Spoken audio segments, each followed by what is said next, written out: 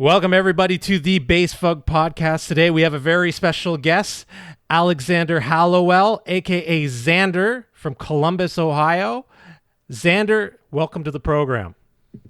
Thank you, boys. Pleasure to be here. I appreciate your time. In this Netflix world, it's hard to get to 30 minutes of anything. Absolutely, man. Keeping people's attention is a real troublesome now these days. Yeah, let's talk about keeping people's attention.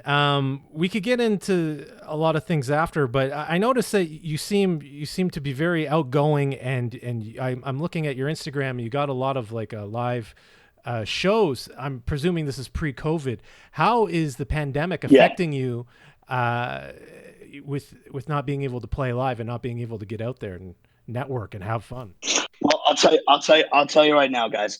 It's a pain in the ass for everybody in the industry. Everybody in the industry is struggling very, very hard right now. We're trying the best we can. All these people that are playing shows and relied on playing shows, they're getting the short end of the stick right now. What's helped me, seriously, is having an amazing group of friends that constantly care about how I do, what I'm doing, how I'm playing, where I'm playing, what I'm playing, and that have asked me to play basically like private event parties for like up to 10 people. So thank God for, having a close group of friends that care about what you want to do, give a shit about what you want to do, want to see you propel yourself in your career. And honestly, knowing that I can't play in front of people through this, it's a pain, man. It's a real struggle. And I know the people that are involved in the industry are really going through it right now, man. So it's a pain for everyone involved. But I gotta say, for all the mishaps and all the trouble that it has caused, for all those producers out there, all those artists out there that are struggling and having a hard time, this has been the single most greatest time and period to work on your music. Yeah, it's been the single greatest time to sit down and work on your craft. So with every terrible thing that happens, there's a blessing in disguise with it. So that's the silver lining of it all. But like I said, man, it's a troublesome thing for me. I love playing in clubs. I love playing in front of people. It's the reason why I do this. But again, like I said, you have a great group of friends around you that want to see you propel and that invite you to these little private parties and want you to see you do well. But at the end of the day, it's a pain just like everybody else, man. Yeah. Everybody else is going through it, and it sucks. But you know what? We have to just deal with it, accept it, be safe, deal with the guidelines that are presented to us, and just go forward. Yeah. This is going to sound like a weird question, but a lot of producers, they tend to sort of be socially awkward. A lot of them are kind of, I don't want to say nerds, but they're kind of techies. How do you get these friends? How do you meet these people and these friend groups to support your music? Yeah. Especially if you're like some guy who's an introvert. Man, it's funny. It's funny because like you said, most people you would consider, and listen, man. Everybody has their own thing. Everybody is their own person. And I don't hate on anybody or disrespect anybody that does their thing and how they do it. Introvert, extrovert, whatever. If you're doing your thing, you're doing your thing. And I respect you and I love you for it. But for me personally, I have found I'm an extrovert, right? Like I love talking to people. I love engaging with people. I love meeting people. I'm talking to people. And for me, that's helped. For me, that's gotten me, it's gotten me where I want to be. It's gotten me, friends that I need to have. It's gotten me, places I need to be. That being said, it all comes down to like being a nice person. It all comes down to being respectful. It all comes down to like, caring and showing love for people. For, like I said, for all the introverts out there, I get it. It's a pain in the rear end to try to like get out there and meet people. Okay. But like, I'm about to drop some tough love on you introverts out there. Do it. You got to get really good at what you want to do. And then you have to meet people. It's what you have to do. Okay. Because you're going to get really good and you're going to be upset at other people that are doing things, that they may not quote unquote make as good of music as you do, but they went out there and they met the people and they met the promoters and they met the club owners and they met these people that own the blogs. They meet all these people. You can't get upset at that. You really need to understand that this business it's a pain. It's a pain. It's hard. It's a struggle. and you got to meet people, okay? And you got to really get good at what you want to do, okay? But that's not what's going to take you to where you need to be, right? You need to be able to make the good stuff and then present it to the right people to put you in the right position. You know what I mean? So it's hard to hear. It's a hard pill to swallow, but like I would say to anyone, if you can walk up to someone and just show them your stuff, that's all this business is. The worst you're going to hear is no, right? The worst you're going to hear is no. So just do it. Yeah. I agree a million %. I'm the same way. Before we move on to the next subject, what would you say to what are some tricks for an introvert? What's like a good charisma tip for an introvert to sort of break the ice with a person, like whether it's a promoter or a blog, or you know what I mean? Like if you were wingmaning a guy at a club and he had his SoundCloud URL and the promoter was on the other side of the room, what would you tell him to do? I would tell him this. What you don't want to do is just, listen, let me back up. There's a lot of people that in this industry have walked up to people with USB sticks. Skrillex, who's my favorite producer in the entire world. Skrillex walked up to Deadmau5 with a USB stick, gave him his music, and he listened to it. Okay, that's not going to happen.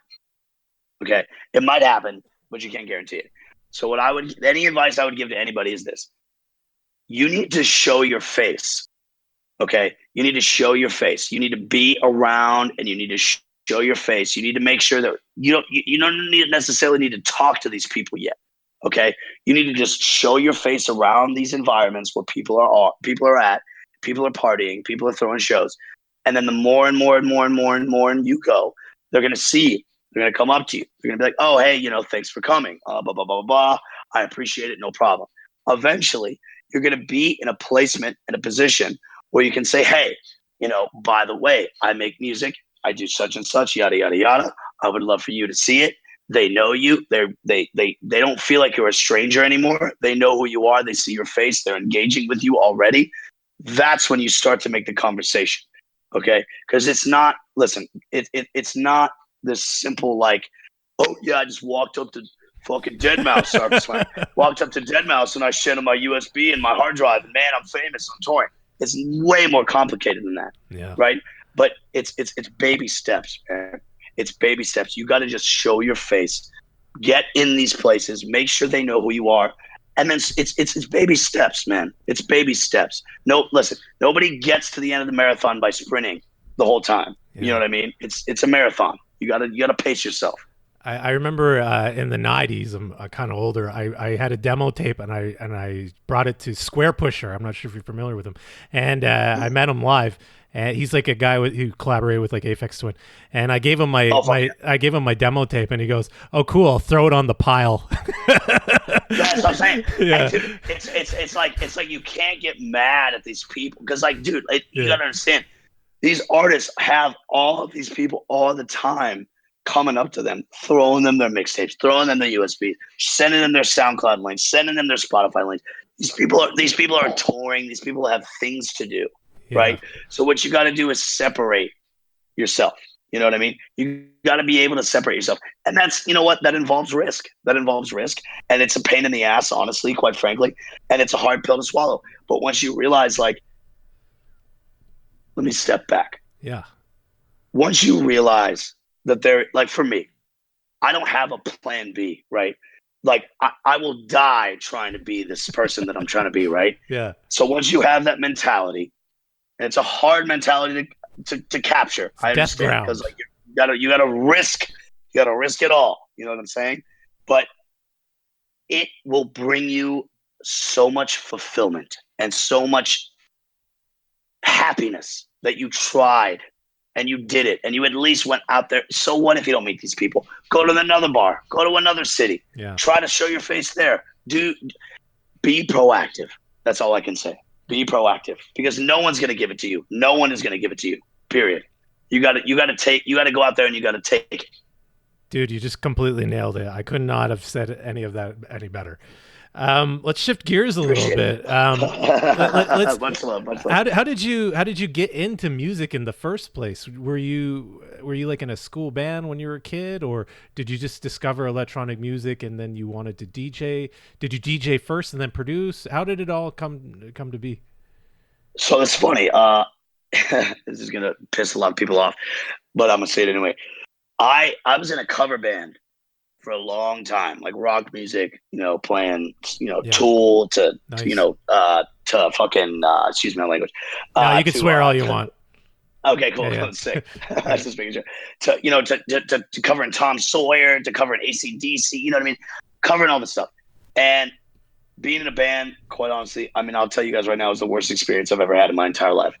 And you're dealing with egos, and you're dealing with trouble, and you're Yes. dealing with people that think they know what they're talking about. And I was in a cover band for 7 years, playing drums. I was playing drums, and I literally would have people come up to me and show me electronic music, and I'd be like, "Get this shit out of my ears! I don't want to hear it. It's not. It's not instrumental. I don't want to hear it. This Yeah. isn't real. It's not. It's just not my real." So excuse me. I went through all this trouble with the band, right? I'm not even going to name the band because it was horrible. Yeah. But we went through this trouble with this band, and I just realized one day, I'm like, I'm over it. You know, I can do this stuff by myself. So I separated myself from the band completely. Wasn't really even thinking about electronic music. Again, I hated it. And I'll never forget, guys, and this is history in the making, so I hope you're recording this. I'll never forget, I was in 8th grade. I was watching MTV, and an America's Best Dance Crew commercial came on, and a Dead Mouse song was playing. It was Ghosts and Stuff. Mm, And guys, I have never ran to my computer faster really? in my entire life to try to figure out what was playing and what it was and who the artist was. And guys, like, I'm not even kidding you, from that point on, I heard Ghosts and Stuff, and I was hooked immediately. Immediately. Fast forward a couple years later, I'm a sophomore in high school.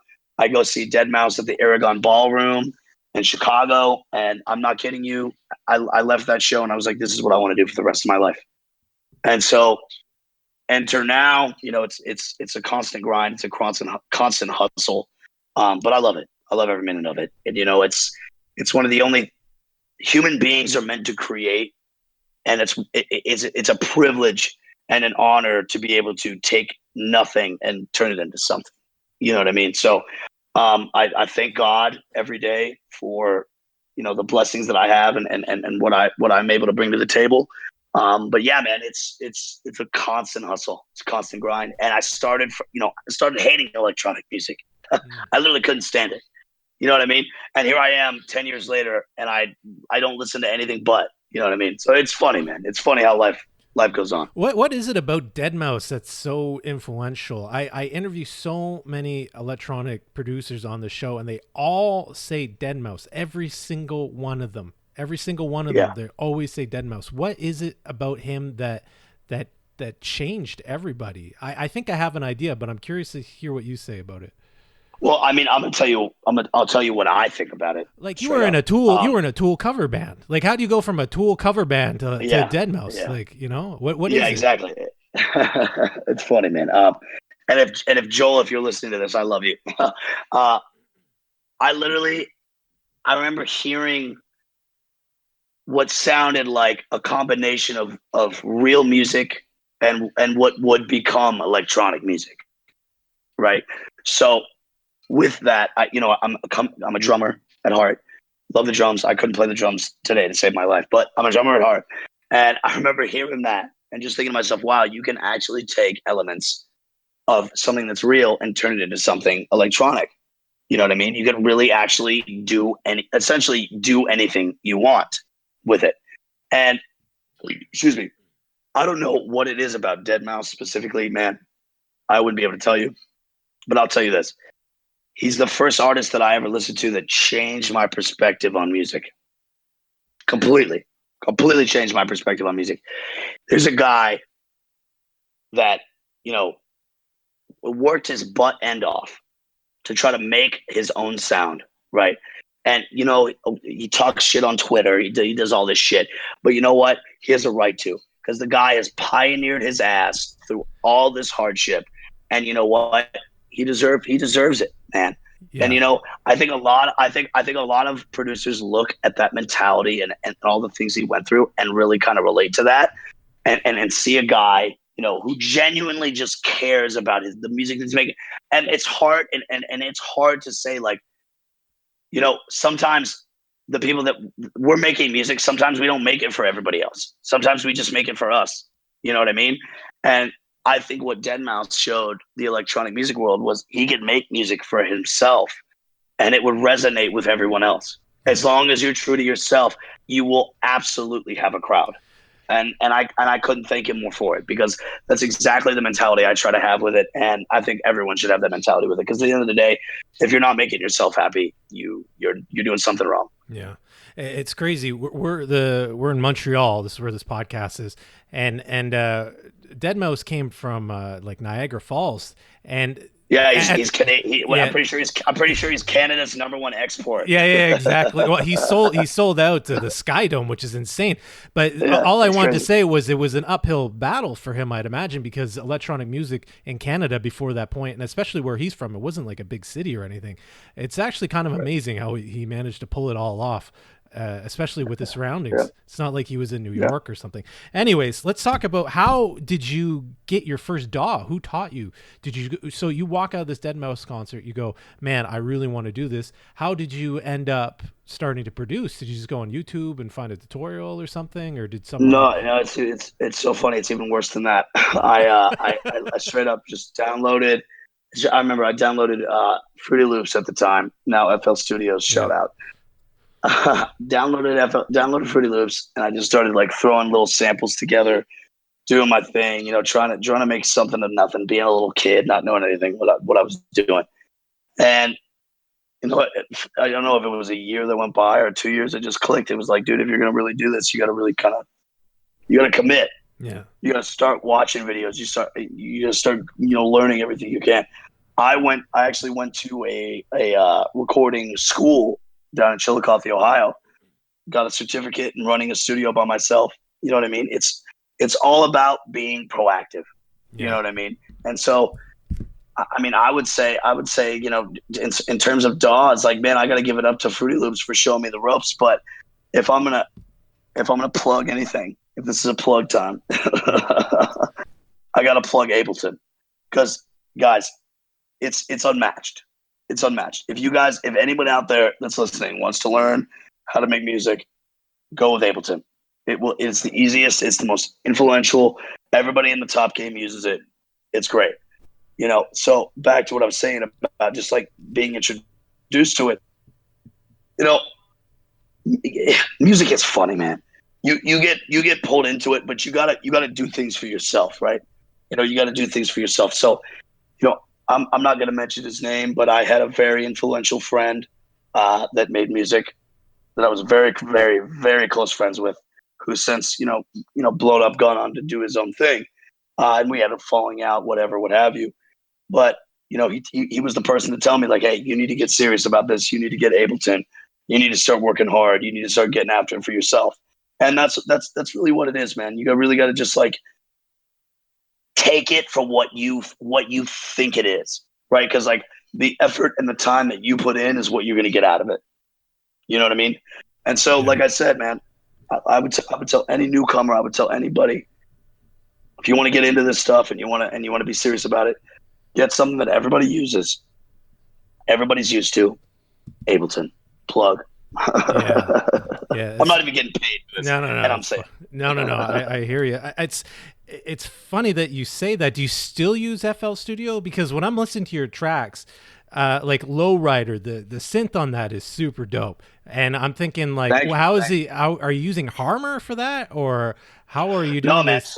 So if we're gonna talk hardware, let's talk about what you got for. Yeah, I'm an exclusively. So when it comes to hardware, I'm Serum. Okay. Yeah. Any synthesis is Serum. I use a lot of Contact libraries. Contact is the literal shit for anyone out there that doesn't know what Contact is. It's amazing. And then, dude, I'm gonna be honest with you. I use a lot of stock Ableton presets, man. Yeah. A lot. like EQs, compressors, limiters. I use a lot of stock stuff, man. But when it comes to like synthesis and arrangement and stuff like that, you gotta be able to set yourself apart. You gotta be able to, pierce through with your own sound. And I gotta give it up to Serum XF. I think XF Serum. I think that's what it is. They kill it. They bring the good stuff to people that normally would have no idea what synthesis is. They don't know what a synthesizer is. You can just pick it up and start using it and have fun with it. As far as anything else goes, I would say, a Pro L limiter, anything ozone is fire, completely gas. And again, man, it's all, it's a lot of personal preference, because what you're going to find is that like what works for you doesn't work for somebody else. What works for somebody else doesn't work for you. You know what I mean? It's a lot of trial and error. Yeah. So going back to the FL Studio, for Prosit, I think I'm pronouncing that correctly. It's sort of a Prost. It's actually it's German for cheers. Oh, cool. It's kind of got a neuro funk trap sort of thing going on there. I'm wondering, was that FL Studio or was that Ableton? No, that's Ableton. Really? That's all Ableton. Oh, wow. Yeah. So I'll tell you guys right now. I'm trying to think. My remix for Galantis, the No Money remix, was FL Studios. That was like 4 years ago. 5 years ago, something like that. Who knows? That was FL Studios. I'm trying to think. Is there anything else that I released that it was on FL Studios? I don't think so. But again, like, guys, props to FL Studios. Okay. They showed me the ropes. They showed me how to do things. If it wasn't for them, I wouldn't know what the hell I was doing when I opened up Ableton. You know what I mean? Yeah. What about for DJing? How do you DJ? What are you using, and how did you learn to DJ? Or did you do that first? Or did you produce first? I DJ'd first. Okay. I DJ'd first. So I got back from that Dead Mouse concert when I was a sophomore in high school, and then when I was a junior, I just basically was like, you really are obsessed with this stuff. You really should, try it if you're interested enough. You know what I mean? You're still in high school. It's fun. You're having a good time. So I bought myself a Tractor S4, and I bought Tractor, the DJ software equipment. Started to learn to DJ. I mean, this is before I even opened any software, anything like that. Fell in love with it. And it's so funny because now, I use CDJs, standard industry gear. I love just showing up to a club with a USB and a pair of headphones. It's fantastic. Yeah.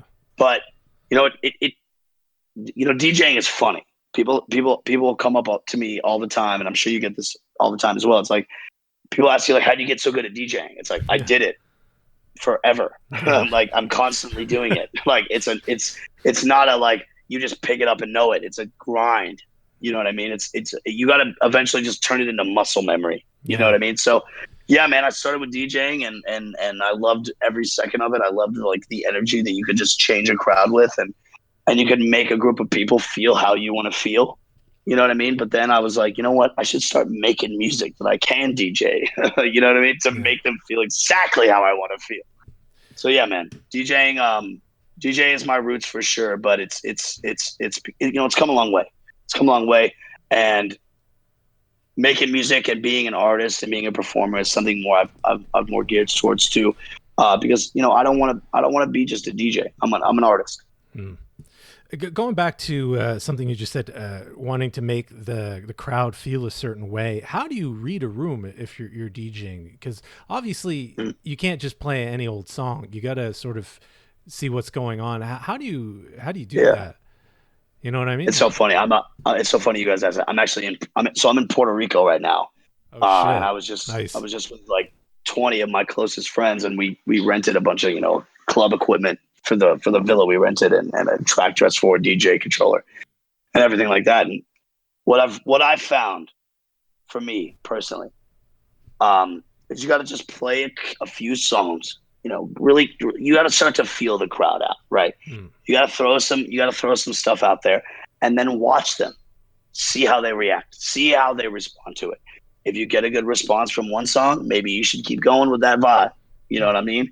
But there's people like me out there, and I'm sure other people would agree with this. Sometimes you want to throw them into left field. right? Sometimes you want to make them like not know what the hell is going on and make sure that they are, they stay like present in what you're playing. Yeah. But at the same time, I would tell any club DJ, any run of the mill DJ out there, play a few songs, see how they react to it. Whatever song gets them going the most, stick with that. Go with it. Awesome. Zaandr, we're getting close to the end. I appreciate your time. I just have a couple more questions I'm going to ask if you don't mind. Ask away. I'm wondering, are there any mistakes that you made in your career that if you could go back, you could tell your younger self, I guess? Yeah, work harder. Yeah. That's all I would say is work harder. I found this stuff when I was 17 years old. And if I could go back and tell my 17-year-old self one thing, it would be, you're going to get really good at this. Just keep working harder. You know what I mean? Because you don't seem to, like, people don't seem to realize time is so precious, man. Like, people are going to pay you. People are going to give you things, and you're going to live a crazy lifestyle. You're going to party hard or whatever. But the only thing you're going to not be able to get back is your time. So I would just suggest, and I would plead and beg every single person, if you care about this thing that you're doing, and you give any shit about it at all, just work as hard as you can. It's taken me 3 years to realize that. Okay, so if you have a 17-year-old, 14-year-old, 13, whoever gives a fuck how old they are, and they're just getting into this, I would tell them and look them in the straight as the face and say, like, you need to just take this seriously. Yeah. Because things will happen. Things can happen for you if you take it seriously. So yeah, that's what I would say to myself. Work harder. Yeah, makes sense. And maybe buy Bitcoin. Hey, that's my savings account, bro. Don't be talking. Hey, let you talk about. You want to talk GME or AMC? Yeah, let's do GME. What do you want to talk about? Oh, dude, I'm holding. I'm hodling. Hold the line, baby, to the moon. Hold the moon. Yeah. Hold to the moon, baby. Yeah, dude. So I noticed that a lot of your tracks are singles. Do you have any plans to release maybe a album or a compilation of your singles, or? So I'm not able to speak to that degree, just so extensively. But I will say this: things are coming. Cool. Things are on the way. Cool. Let's talk about Red Dress, your next release. Absolutely. Tell me all about it. It's in my opinion, it's the greatest. Ableton. It's the closest thing I've made so far that makes me think like I could actually do this. That sounds professional. That sounds legit. That people I feel like could vibe to and connect to. Really, it's a bass house mixed with tech house mixed with soul. It's got all the vibes to it. But it's at the end of the day, it's a house dance floor banger. Right. It's going to get you moving. It's going to get you out of your feet. And ultimately, that's my whole goal, is to make sure that I don't care who you are, what you hear, what you listen to, at least like you're moving to it. That's all I care about. And you can feel the energy, and you can feel the vibe, and you can understand. Right. No matter what you listen to, no matter what background you come from, you can look at this and say, this gets me moving. And I think you have a music video with that too. Yes. Yes. So let's break it down. The single comes out. The single comes out February 16th. The song itself, and the video drops March 2nd on my birthday, which I'm so happy to give out for everyone to see on my birthday, because that's the coolest thing I could ever do, is give something back to the people. You know what I mean? Sick. Thank you so much for your time, Zaandr. I really appreciate it. This has been a really inspirational episode. I think this is one of the better ones to show beginners. And gentlemen, thank you for reaching out to me and showing some love and taking the time to just say what up and having me in your element, man. I love it to death. And anytime you guys want me back, I'm back, man. For sure. We'll hold you to that.